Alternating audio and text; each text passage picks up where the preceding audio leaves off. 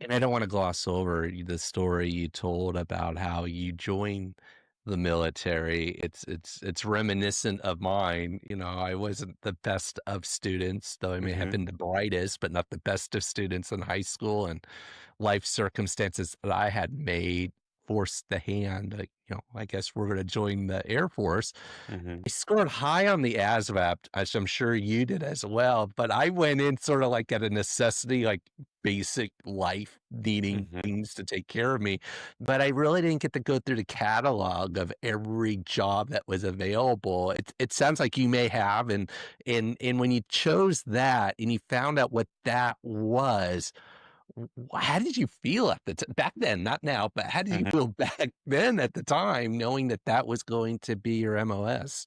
Um, I mean, at the time, I definitely didn't even realize what all went into it, right? I mean, it was probably a month or two into like tech school and stuff where I actually realized like somebody made just one-off comment in like a break room. They're like, "Well, yeah, when we're employing weapons," and I like stopped and was like, "Wait, what?"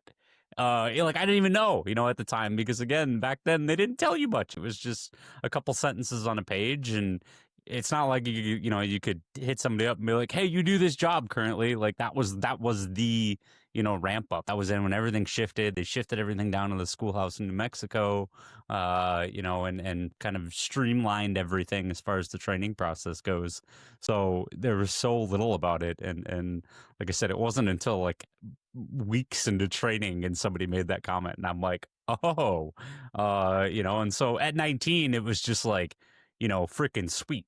It's like, I mean, I joined a lot off of, just love for the country and different things like that, and obviously September 11th had a huge impact on me as a kid, watching that unfold. So that was really, the reason of joining. And then it was just kind of an added bonus that this career was so what we call tip of the spear, because it was just, I mean, you were really, especially in the teens and even now, there's so many ways that they can be utilized and so many different things that they can bring to the fight, and or bring to, an application standpoint as well.